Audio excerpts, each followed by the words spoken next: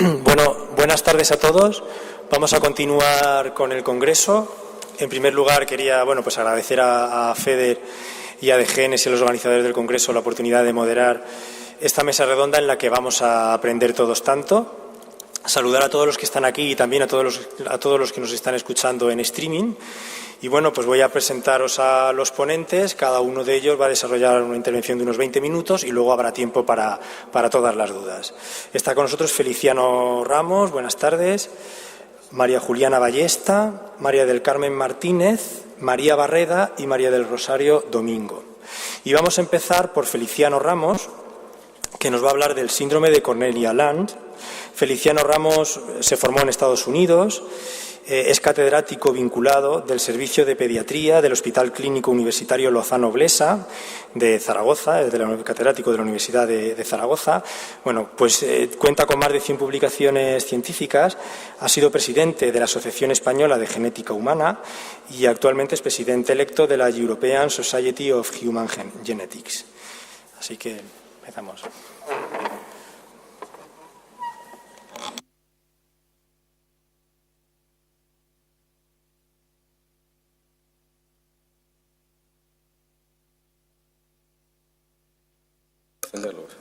Ahora sí. Gracias. Muy buenas tardes y gracias por estar aquí hasta ahora, sí, después de la comida. Esperemos que la sesión sea, por lo menos con esta que vamos a empezar, sea lo suficientemente útil y práctica para las personas que están en la audiencia. Yo quiero agradecer en primer lugar a los organizadores, a FEDER, a DGENES, a todos los que han participado en la organización de la Universidad Católica, de este congreso, que desde luego, ya con 8 ediciones, ya hemos estado en alguno anterior, y realmente es un placer y un privilegio poder hablar a familias, profesionales, estudiantes. Y yo me ha correspondido hablar de un síndrome específico, una enfermedad rara, que se llama síndrome de Cornelia-Lang, y que llevamos ya unos años trabajando con él y hemos adquirido en Zaragoza cierta experiencia. Y eso nos permite hablar con cierta perspectiva de estos pacientes. Aquí está un poquito la historia.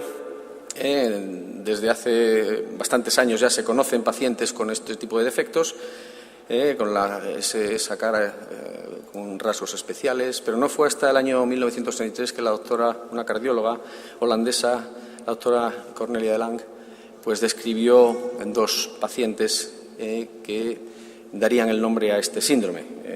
Entonces, se le conoce como síndrome de Cornelia-Lang o Brakmann de Lang.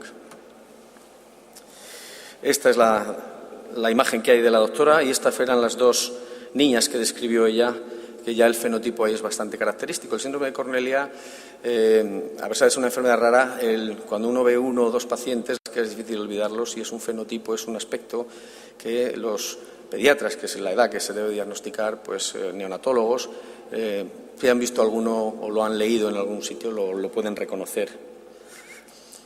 Es un síndrome polimalformativo del desarrollo físico e intelectual. Tiene una prevalencia que, aunque no está muy bien delimitada, dado que hay casos ahora que no son tan típicos, pero se estima entre unos 10.000 y unos 50.000. Es un síndrome que es hereditario. Cuando se fija su herencia mendeliana es dominante, en algunos casos, y ligado al cromosoma X en otros. La mayoría de los casos que tenemos son pacientes únicos en la familia, son casos denominados de novo, en los cuales ambos progenitores son normales y no tienen el síndrome. Hay casos también, que luego hablaremos, de mosaicismo, y hay que tener en cuenta también, como en todos los síndromes dominantes, lo que llamamos mosaicismo germinal. Luego hablaremos de él. Hay un fenotipo que es el clásico que les he mostrado, pero hay otros fenotipos también que voy a enseñar imágenes en los cuales a veces nos resulta más complicado el decir si es o no clínicamente un síndrome de Cornelia de Lang. Estos son los datos que había publicados. Un dato inicial que hubo en el año 98 aquí en España de la doctora Martínez Frías. Yo creo que era una subestimación porque no se conocía tampoco los fenotipos que hoy conocemos. Son los fenotipos leves, en los cuales, yo me acuerdo cuando empezábamos a ver estos niños, hace ya 10 años, decías, este sí es, este no es, este sí, este no. Ahora decimos, este puede ser, este tengo que mirarlo, este parece que sí, no sé qué gen. Se ha complicado bastante la delineación clínica al haber genes que participan en el síndrome y que dan fenotipos no tan clásicos, que si la doctora Cornelia Land levantara la cabeza diría estos no son mis niños, pero realmente genéticamente sí que tienen relación unos con otros. Estos son los 5 aspectos clínicos más importantes.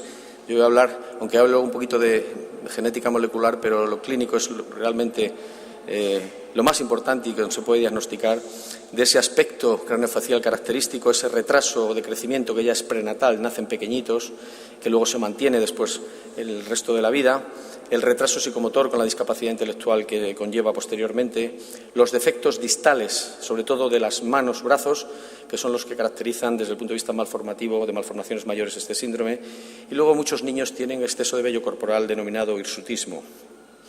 Estos son pacientes de nuestra serie. Tenemos recogidos en Zaragoza más de 260 casos de toda España y algunos de Sudamérica y Europa.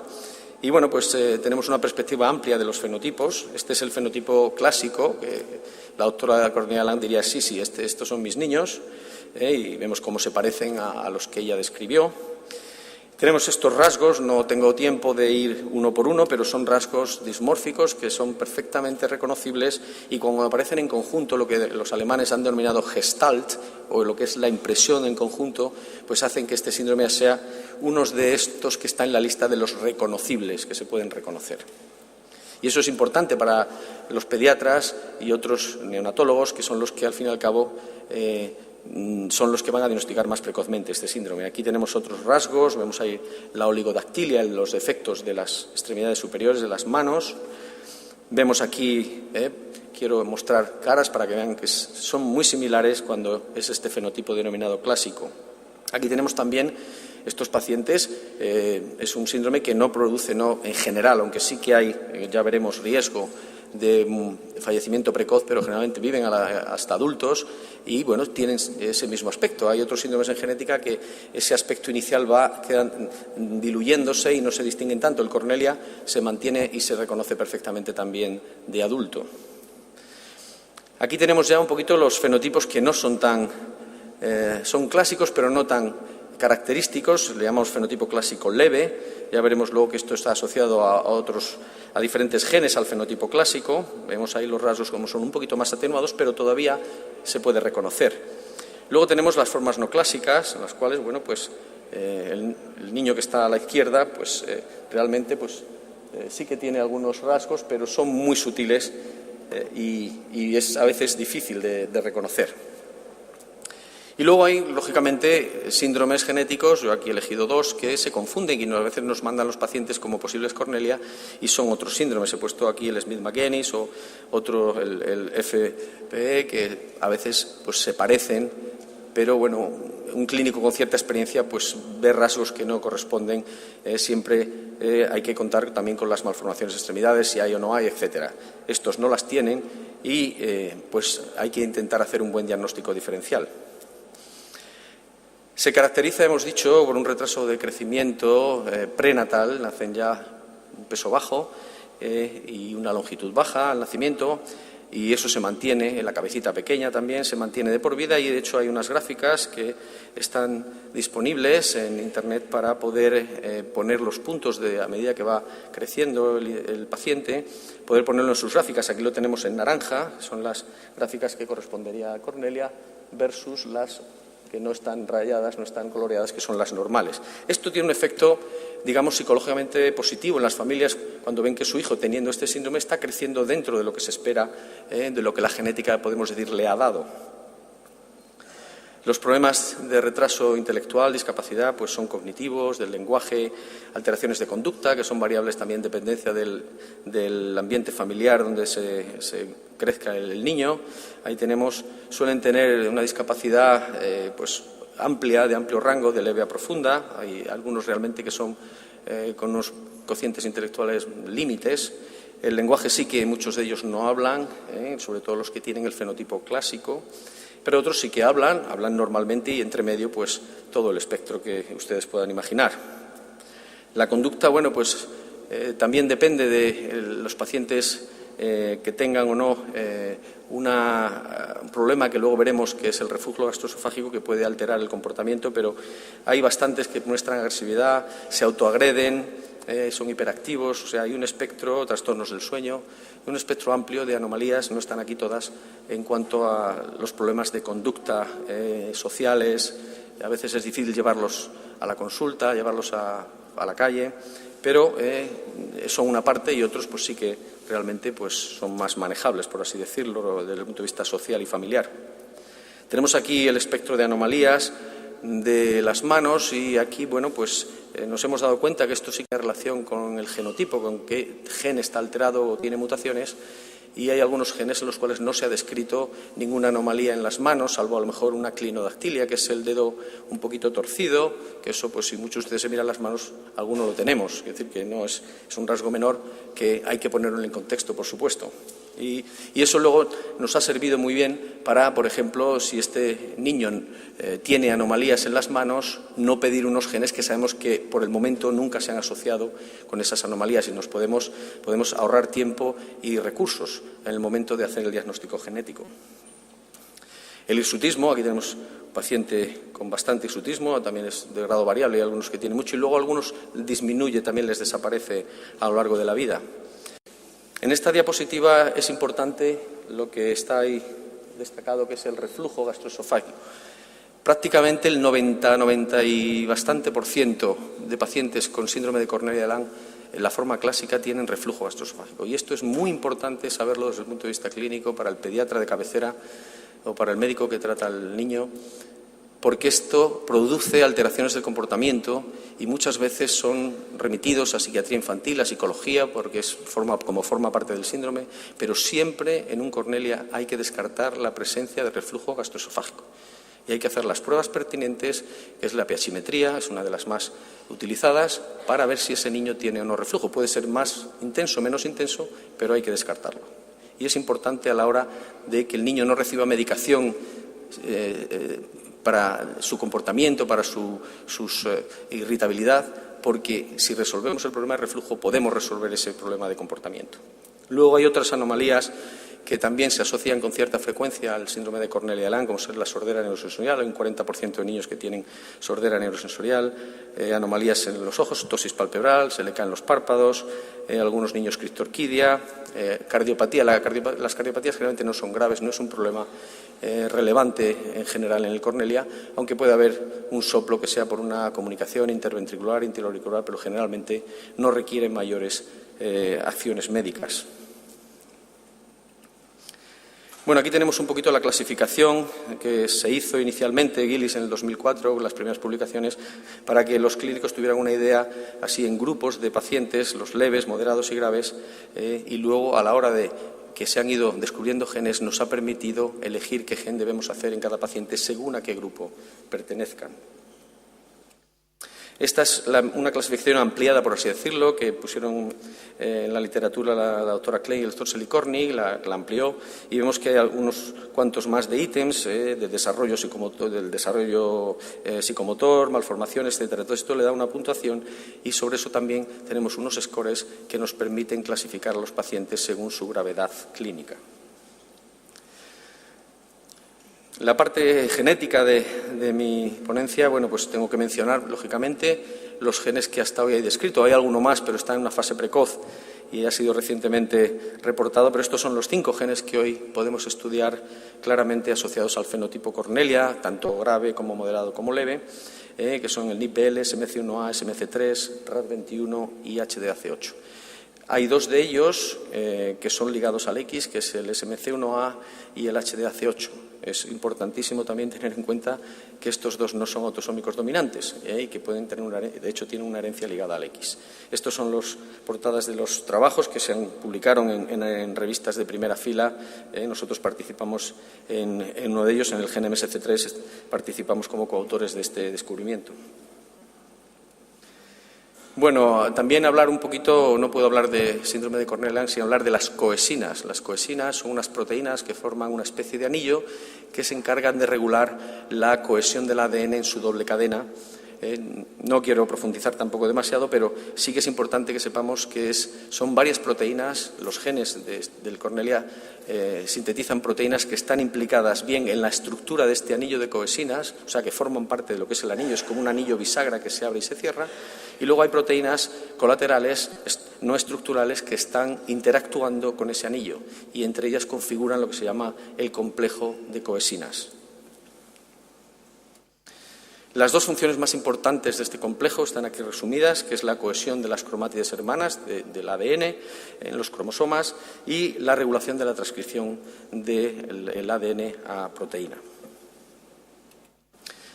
Esta diapositiva es un poco complicada, hasta a mí me costó, como digo yo, esto es ciencia profunda, básica, pero bueno, el mensaje es que las coesinas dentro de lo que es el ciclo de la célula, de división celular, mitosis y meiosis, tienen una dinámica de interacción con las proteínas que están rodeando ese anillo, con las que pertenecen al anillo, las cuales se imbrican y se desimbrican, o sea, se unen y se separan a lo largo del ciclo celular para producir esos efectos de regulación de la expresión génica a lo largo de ese ciclo de la célula durante la división celular. Y esto también es una diapositiva tomada de Barbero, el trabajo de revisión, en el cual, bueno, lo único que quisiera mencionar es que la inactivación de este anillo, de estas proteínas, y el que no se produzca el producto génico, es cuando falta este mediador, que las proteínas no estructurales necesitan este mediador para interactuar con el aumentador y para que el anillo empiece a hacer su función. Cuando esto no se produce, no existe, se produce un bloqueo de esa función de transcripción. También una cosa interesante a mencionar es las diacetilasas, y es que cuando sobre todo la proteína NIPBL y la HDAC interactúan con la HAT, que es otra que todavía no hay mutaciones conocidas en ese gen, pero cuando hay una disminución de la expresión génica, cuando la cromatina está desacetilada, esa interacción no se produce, la cromatina está unida, y cuando está acetilada se inactivan las diacetilasas a través de estas dos proteínas, la cromatina se abre y permite hacerse la replicación. Este es un esquema que nuestro colaborador Paulino Gómez Puertas en Madrid pues hizo un modelo de interacción entre las proteínas NIPBL, SMC1 y SMC3, dos estructurales y una no estructural, en la cual pues parece que hay un sitio crítico que es donde se une el ATP. Es uno de los lugares, igual que este, donde parece ser que son críticos a la hora de que haya mutaciones en esos lugares, se produzcan las formas más graves. Aquí tenemos una serie de pacientes de nuestra serie que lo único que quería ejemplificar es las relaciones del genotipo en fenotipo, que como hemos dicho hay genes, por ejemplo el NIPBL produce en general los fenotipos más graves y son generalmente mutaciones missense, que es un cambio de aminoácido de la cadena de proteínas. Sin embargo, hemos visto que en algunos pacientes esto no ocurre así, como siempre en medicina hay excepciones, y en este caso tenemos una mutación de las consideradas graves, que es una nonsense que separa la codificación de proteína, y sin embargo los defectos de extremidades de este paciente eran leves, mientras que lo demás era grave. De forma inversa tenemos la mutación menos grave, el tipo de mutación missense, que es ese cambio de aminoácido. También depende de la carga que tenga, si tiene carga positiva, negativa o neutra, también puede tener mayor o menor efecto, pero en general estas mutaciones no son tan graves como las nonsense.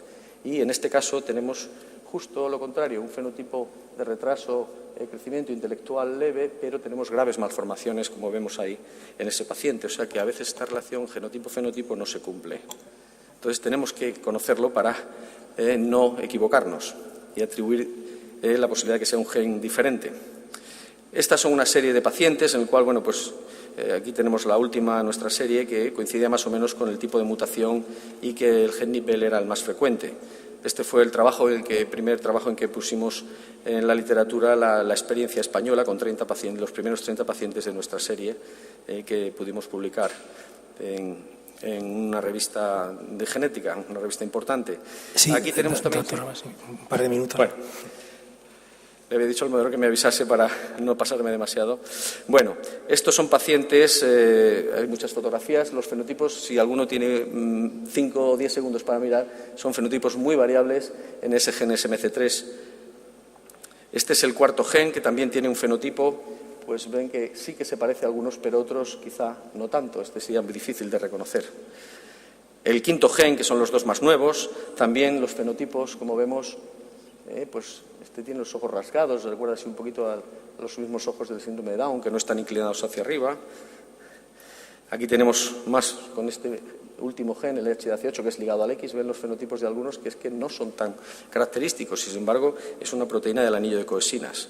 Tenemos aquí la heterogeneidad de, estos son NIPBL con manos normales, y fíjense esta que grave la malformación, el SMC1A, un fenotipo más leve, el HDAC8 también un fenotipo, sobre todo la nariz es más tubular, no es tan, la diferencia en la nariz en este gen nos permite tener una pista ahí a los clínicos.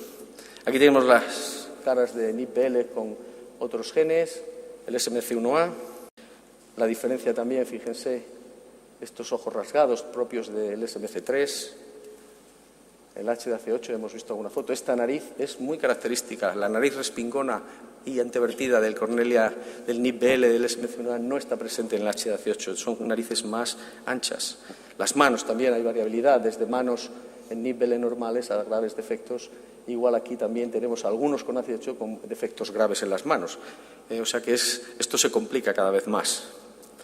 En resumen, tenemos como un grado de gravedad en cual el NIPBL sería el que produce generalmente el fenotipo más grave, hasta el HDAC8, RAD21, hasta el SMC3, que es el que en general produce fenotipos más leves, aunque hemos visto que en algunos casos el fenotipo es más grave. Todavía hay un 30% aproximadamente de pacientes sin diagnosticar y hay que tener en cuenta los mosaicismos. Son pacientes que no tienen la mutación en la sangre, pero sí la tienen en otro tejido, como nos ocurrió con esta paciente y que, haciendo el estudio en células de la mucosa bucal, o también se puede hacer con células epiteliales, pudimos encontrar la mutación. El espectro lo que se llama espectro Cornelia de Lang incluye otros síndromes que están relacionados con las proteínas del anillo de coesinas. Hay otros 3 síndromes. Aquí está el Cornelia de Lang con sus proteínas, sus genes, pero que hay un espectro de síndromes que son similares relacionados con el anillo de coesinas. Algunos casos muy especiales, como un síndrome de Turner con Cornelia Lang. Siempre se dice que uno tiene solo una cosa, pero en algunas ocasiones se tienen 2 cosas, como esta niña. Y este paciente, que es un paciente único también, que pudimos publicar por su rareza, que es un paciente que tiene malformaciones solamente en un lado. Y había unos genes en los cuales encontramos algunas variantes que quizás pudieran responder por esas anomalías, pero que no hemos podido demostrar desde el punto de vista funcional. No olvidar que la heredabilidad del síndrome, como pasó en esta familia, en el cual pues pensábamos es una herencia bastante típica ligada al X, dominante ligada al X, con la mamá afectada y los chicos afectados, pero para sorpresa nuestra no era un gen ligado al X, era un gen NIPBL. Fijaros en la nariz, que se parece a la del HDAC8, pero eran NIPBL.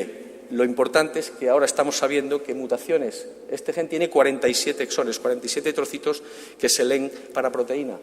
Los últimos exones ya tenemos 3 pacientes, estos 2 hermanos, en los cuales las mutaciones al final del gen parece que producen fenotipos más leves. Estos no son, ¿ves? Las cejas sí que se ven, pero no son tan graves. Y no tenían defectos en las manos y su cociente intelectual era límite.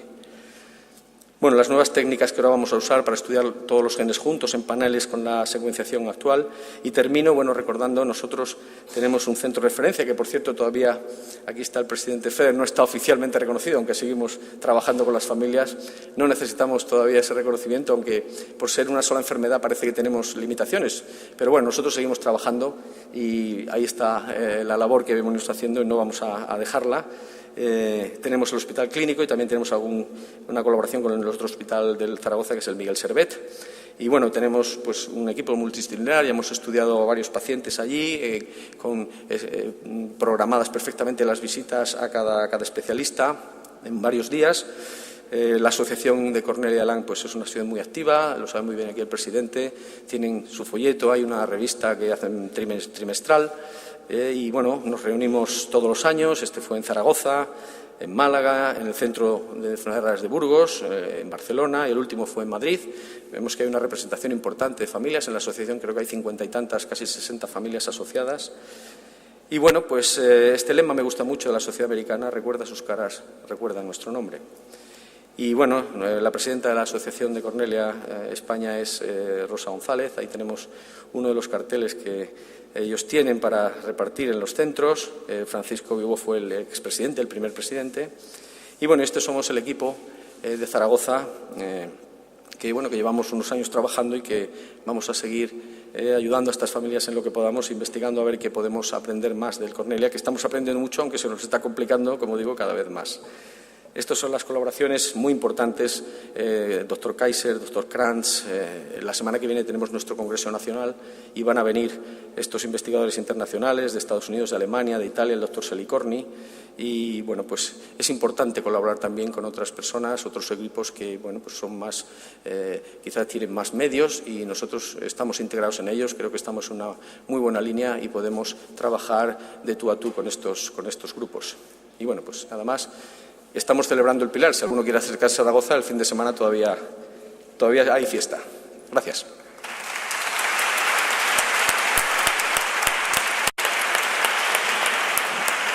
Muchas gracias, doctor Ramos. Y bueno, ahora la doctora María Juliana Ballesta nos va a hablar de displasia ectodérmica hipohidrótica, actualización y perspectivas terapéuticas. La doctora María Juliana Ballesta es médico adjunto de pediatría del Hospital Virgen de la Risaca, sección de genética médica, y es también profesora asociada de la Cátedra de Genética y Enfermedades Raras de la UCAM.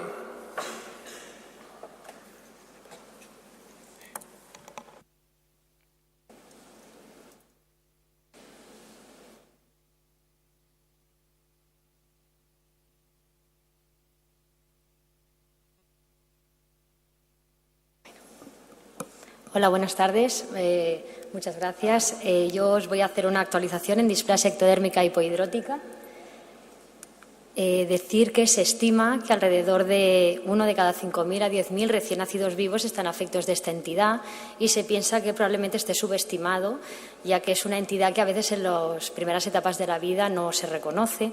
Decir que las displasias ectodérmicas en general, no solo la hipohidrótica, en general son un grupo heterogéneo de enfermedades genéticas que comparten todas una alteración en la organización celular de al menos 2 de los tejidos derivados de la capa embrionaria ectodérmica. ¿Esto qué quiere decir? ¿Esto qué es? El ectodermo es uno de los 3 componentes embrionarios primordiales. El embrión primordial está compuesto por el ectodermo, el mesodermo y el endodermo. El endodermo es aquello que va a dar lugar al tubo digestivo, sus glándulas. El mesodermo dará lugar a los músculos, los vasos, órganos sexuales, y en la tercera semana de desarrollo el ectodermo, esta capa, se va a dividir en neuroectodermo, que es lo que va a dar lugar al sistema nervioso, y el resto de ectodermo va a recubrir el embrión y es el que va a dar lugar a la epidermis, sus anejos y el esmalte dental. Por esto entendemos por qué las displasias ectodérmicas, los órganos, las estructuras que se van a ver comprometidas son estas que hemos dicho, las derivadas del ectodermo, que son las uñas, los folículos pilosos, glándulas sudoríparas y los dientes. Aunque dentro del gran grupo de displasias ectodérmicas, que hay descritos más de 190 subtipos clínicos diferentes, pues hay otro tipo de manifestaciones, como veremos. Las primeras descripciones de la displasia ectodérmica hipohidrótica como entidad como tal ya se describieron en 1848, donde Thurman describió 2 casos de varones en los que el pelo, la piel y los dientes no estaban normalmente desarrollados. Y posteriormente Darwin, en 1875, hizo una descripción de una familia clásica de displasia ectodérmica hipohidrótica ligada al X, que los describía muy bien. Hombres con escaso pelo, que lo pasaban mal con las altas temperaturas, y ya describía incluso el tipo de herencia, ¿verdad? Que eran varones que se emparentaban por mujeres y que nunca había transmisión varón-varón.